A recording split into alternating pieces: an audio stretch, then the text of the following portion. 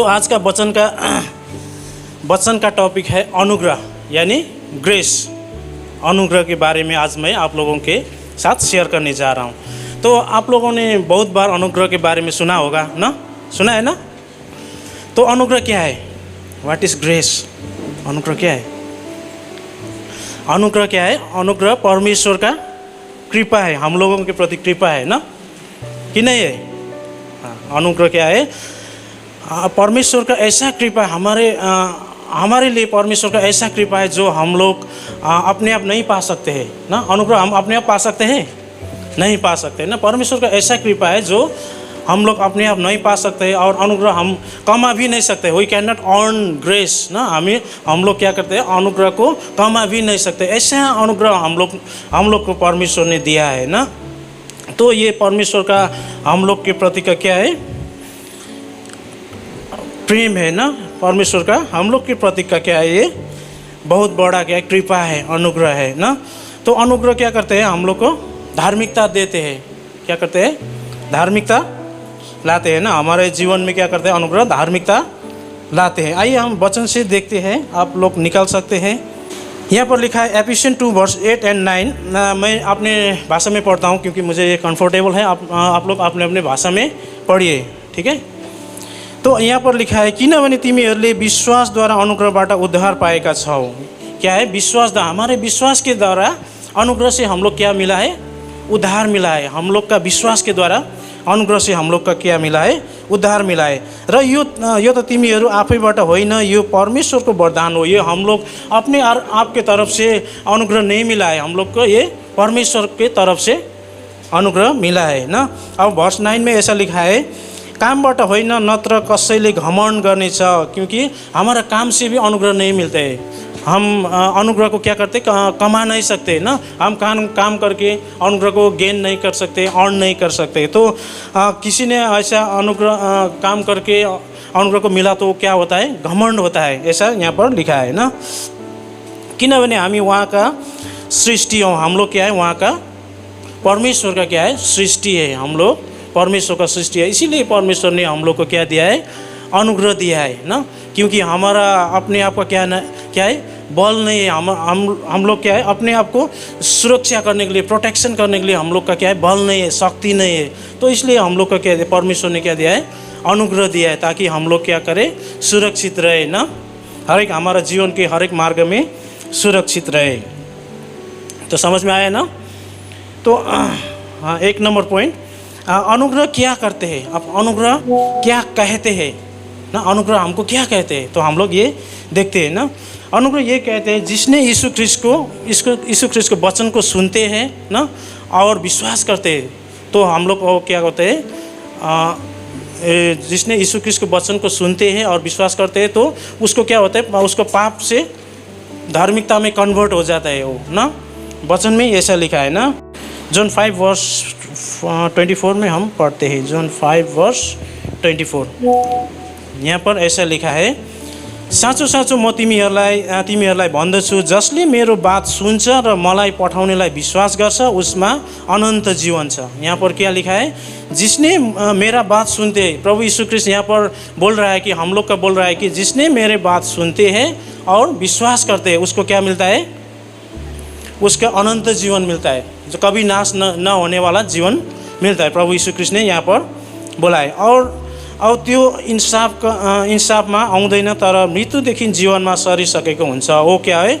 इंसाफ में नहीं आता है। जब हम लोग का विश्वास है कि मरने के बाद क्या होता है? हमारा इंसाफ होता है। लेकिन जिसने यीशु ख्रीष्ट को विश्वास करते हैं ना और यीशु ख्रीष्ट को बात को सुनते हैं, वो क्या होता है? इंसाफ में नहीं होता है, इंसाफ में नहीं आता है। वो क्या होता है? मृत्यु से जीवन में सर चुका होता है ना, कन्वर्ट हो चुका होता है। ये परमेश्वर का वचन कहते हैं नो। तो अनुग्रह क्या करते हैं? हम लोग को मुक्ति लाते हैं। यीशु ख्रीष्ट का क्रूस का मृत्यु के द्वारा हम लोग को क्या करते हैं? मुक्ति लाते हैं, शांति देते हैं, क्षमा देते हैं ना। तो ये है अनुग्रह है ना। तो और अनुग्रह क्या कहते हैं? जिसको अनंत जीवन मिलते हैं ना, जिसको अनंत जीवन मिलते हैं वो क्यों कभी नाश नहीं होते। अनुग्रह जिसको क्या मिलते हैं? अनंत जीवन मिलते हैं, उसको वो कभी नाश नहीं होते। ये अनुग्रह कहते हैं ना। ये भी हम थोड़ा आगे पलटाइए तो जॉन वर्स 10 का 28 में भी ये लिखा है यहाँ पर। अनि म तिमीहरूलाई अनन्त जीवन दिन्छु, अनि म तिमीहरूलाई अनन्त जीवन दिन्छु र तिनीहरू कहिले पनि नष्ट हुने छैन। क्या यीशु ख्रिस्ट यहाँ पर क्या बोल रहा है? मैं तुम लोग को अनंत जीवन देता हूँ ना, मैं तुम लोग को अनंत जीवन देता हूँ, अभी तुम लोग कभी नहीं मरते हैं और कसैले तिमीहरूलाई मेरो हातबाट खोसी लैजाने छैन। किसी ने तुम लोग को क्या करते हैं, मेरे हाथ से ना, मेरे हाथ से निकल के नहीं ले जा सकते। यीशु ख्रिस्ट बोल रहा है कि मैं तुम लोग को क्या करता हूँ, अनंत जीवन देता हूँ और किसी ने तुम लोग को क्या करते हैं, मेरे हाथ से नहीं खोज सकते हैं ना, मेरे हाथ से नहीं निकाल सकते हैं ना। तो अनुग्रह ये कहते हैं कि जो जिसने यीशु ख्रिस्ट को वचन को सुनते हैं, यीशु ख्रिस्ट को सुनते हैं और विश्वास करते हैं, उसको क्या होता है, जीवन, मृत्यु से जीवन में परिणत हो जाते हैं ना। और क्या होता है, जिसको अनंत जीवन मिलते हैं उसको क्या, वो कभी नाश नहीं होते। ये अनुग्रह कहते हैं। Number 2 point. तो अनुग्रह क्या करते हैं? अभी मैं बोला है, अब अनुग्रह क्या कहते हैं ये बोला है। अभी अनुग्रह क्या करते हैं? अनुग्रह व्हाट डज ग्रेस डू ना, अनुग्रह क्या करते हैं हम लोग के लिए? क्या करते हैं अनुग्रह मुक्ति लाते हैं ना, मुक्ति लाते हैं ना। अनुग्रह क्या करते हैं? मुक्ति लाते हैं। खोए हुए आदमी को क्या करते हैं? खोए हुए आदमी को बचाते हैं ना, दोषी को बचाते हैं ना, दोषी को बचाते हैं। और व्यवस्था उल्लंघन करने वालों को क्या करते हैं? बचाते हैं ना, व्यवस्था उल्लंघन करने वाला को अनुग्रह बचाते। क्योंकि व्यवस्था क्या करते हैं, व्यवस्था में ऐसा लिखा है कि जिसने एक भी वचन, व्यवस्था का एक ही वचन उल्लंघन किया, सब वचन पालन किया, एक वचन उल्लंघन करने से क्या होता है, वो सभी में क्या होता है, दोषी होता है। इसलिए हम लोग को परमेश्वर ने अनुग्रह दिया है ना। तो परमेश्वर ने क्या दिया है? अनुग्रह दिया है।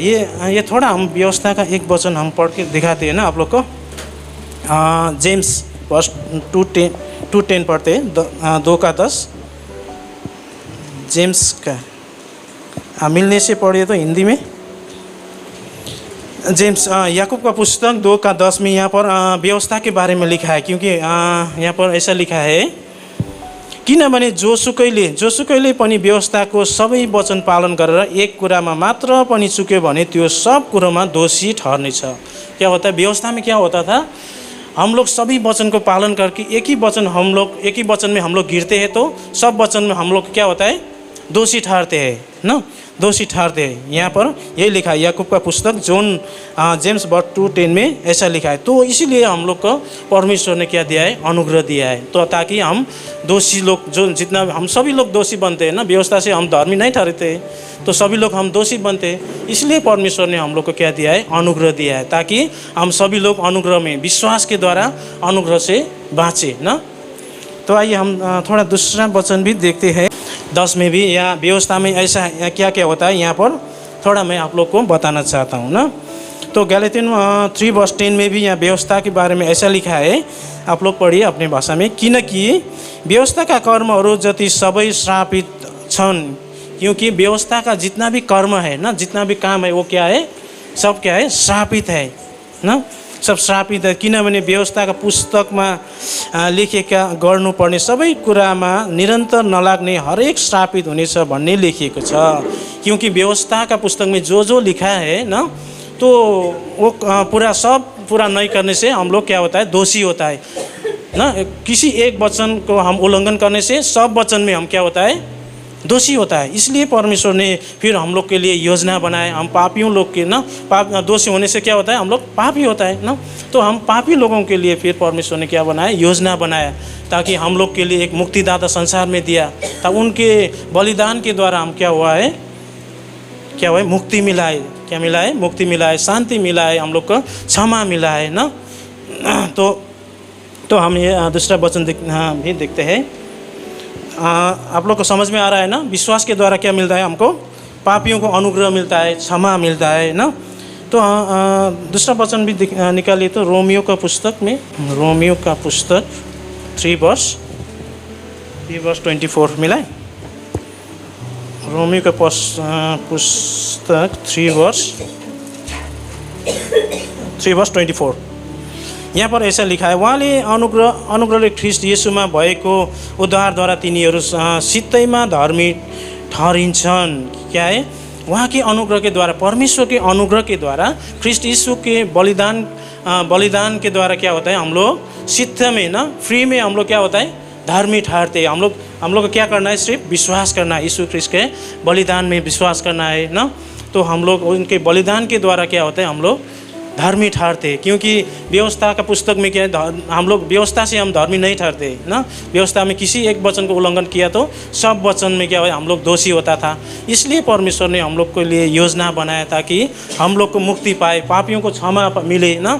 इसलिए यहाँ पर परमेश्वर ने हम लोग के लिए वचन दिया है ना, हम लोग के लिए एक थूमा दिया है बलिदान। उसके बलिदान के कारण हम लोग क्या होता है, हम लोग को मुक्ति मिला है, अनुग्रह मिला है ना। तो थोड़ा आगे दिखाइए तो निकालिए तो रोमन्स वर्ष 6:14 में भी थोड़ा ये लिखा है।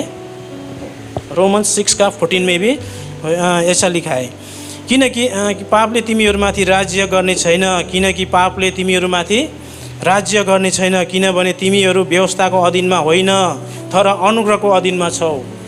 यहाँ पर क्या बोल रहा है, क्योंकि पाप ने आप लोग के जीवन में अधिकार नहीं जमाते। पाप क्या हो गया, अब पाप हमारे जीवन से हट गया है, क्योंकि यीशु ख्रिस्ट के बलिदान के द्वारा हमारे लिए पाप क्या हो गया, जीवन से हट गया है ना। तो अब हमारे जीवन में क्या है, हम व्यवस्था के अधीन में नहीं है, व्यवस्था के अधीन में हम लोग नहीं है, तो अनुग्रह के अधीन में है। हम लोग अभी क्या है, अनुग्रह के अधीन में है। तो हमारे जीवन से पाप को हटा दिया। व्यवस्था हमारा मुक्तिदाता यीशु कृष्ण ने हम लोग के लिए पूरा किया है ना, पूरा किया है। अभी हमारे लिए व्यवस्था नहीं है, व्यवस्था क्या हुआ है, यीशु कृष्ण ने कंप्लीट किया है। तो हम लोग अभी अनुग्रह में है। तो कंप्लीटली हम लोग क्या है, अभी व्यवस्था में नहीं है, हम लोग क्या है, अनुग्रह के अधीन में है ना। यहाँ पर ऐसा लिखा है।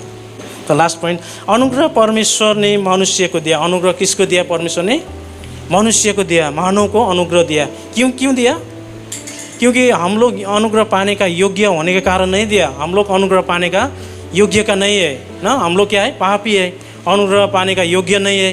क्योंकि परमेश्वर ने पापियों को क्या किया, प्रेम किया ना, पापियों को प्रेम किया, इसलिए हम लोग को अनुग्रह दिया। ठीक है, अनुग्रह क्या है, हम लोग का पाने का योग्य के कारण नहीं दिया, पापियों को प्रेम करने के वजह से हम लोग को परमेश्वर ने अनुग्रह दिया है। तो ये वर्ष यहाँ पर हम लोग को यूहन्ना 3:16 सबको याद है ना, 3:16। इसमें क्या लिखा है, क्या लिखा है, सबको बाय हार्ट होगा ना, ये सबको बाय हार्ट होना चाहिए ना। For God so love the world ना, that he gives only the begotten son, whoever believes in him shall not be perish but should have everlasting life ना।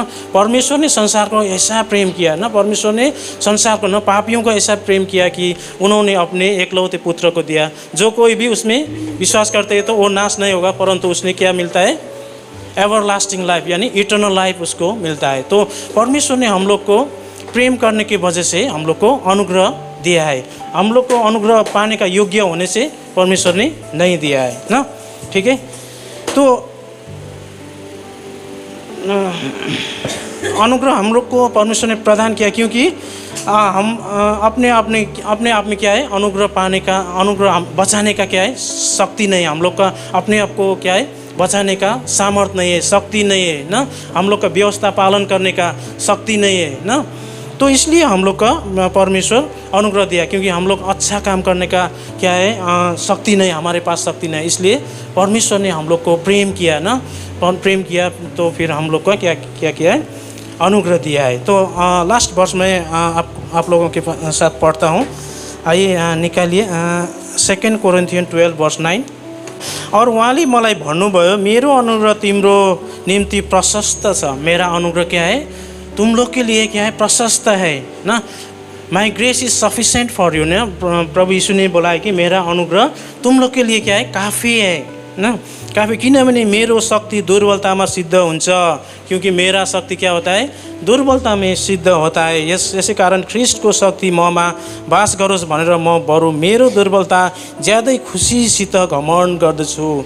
क्योंकि ख्रिस्ट यीशु का क्या है, शक्ति मेरे पास बास करे बोल के मैं क्या होता हूँ, दुर्बलता में क्या होता हूँ, घमंड करता हूँ। तो हमारे लिए परमेश्वर का अनुग्रह क्या है, प्रशस्त है ना, प्रशस्त है। ठीक है, तो मैंने आप लोगों को क्या क्या बताया आज अनुग्रह के बारे में शॉर्ट मैसेज दिया है ना। अनुग्रह क्या है, हम अपने आप कमाने का ये क्या परमेश्वर का कृपा है जो हम लोग अपने आप कमा नहीं सकते, जो अपने आप पा नहीं सकते है ना। अनुग्रह क्या करते हैं, जो यीशु ख्रिस्ट को विश्वास करते हैं ना, जो यीशु ख्रिस्ट को क्या करते हैं, विश्वास करते हैं, उसका वचन को पालन करते हैं ना, तो वो क्या है, मृत्यु से वो जीवन में परिणत होता है ना। तो अनुग्रह ये भी कहते हैं कि जिसको अनंत जीवन मिला वो नाश कभी नहीं होगा ना, नाश कभी नहीं होगा। और अनुग्रह क्या करते हैं, हम लोग के लिए क्या करते हैं, मुक्ति लाते हैं। हम लोग के लिए क्या करते हैं, मुक्ति लाते हैं। व्यवस्था उल्लंघन करने वालों को बचाते हैं, दोषी को बचाते हैं ना। अनुग्रह ये करते हैं। तो लास्ट पॉइंट में क्या बोला आप लोग को, अनुग्रह परमेश्वर ने मानिस को क्यों दिया है, क्योंकि परमेश्वर मानिस को प्रेम करता है ना, प्रेम करता है, तो इसलिए हम लोग को अनुग्रह दिया। मानिस अनुग्रह पाने का योग्य होने के कारण अनुग्रह नहीं दिया है, तो परमेश्वर प्रेम करने की वजह से हम लोग को अनुग्रह मिला है। ठीक है। तो अंत में मैं आप लोग को बताता हूँ कि हमारे जीवन में ना, हमारे मानस का जीवन में अनुग्रह क्या, परमेश्वर का अनुग्रह काफ़ी है ना। परमेश्वर का अनुग्रह क्या है, काफ़ी है। तो अनुग्रह में हम लोग बढ़ते रहना चाहिए, दिन प्रतिदिन क्या होना चाहिए, अनुग्रह में बढ़ते रहना चाहिए। हमारा जीवन के Christian life is a journey, pastor ने एक बार शेयर किया था ना। हमारा जीवन क्या है, जर्नी है ना। जब तक हम अपने गंतव्य में नहीं पहुंचते, हमारा डेस्टिनेशन में नहीं पहुंचते, तो तब तक हम लोग क्या करना है, अनुग्रह में बढ़ते रहना चाहिए। ठीक है। तो हमारा परमेश्वर क्या है, अनचेंजेबल, हमारा परमेश्वर कभी परिवर्तन नहीं होने वाला है। तो हम लोग परमेश्वर कल जैसा था आज भी वैसे है और आने वाला दिनों में भी वैसे है। तो हमारे लिए अनुग्रह प्रशस्त है। ठीक है। आमेन। Praise the Lord.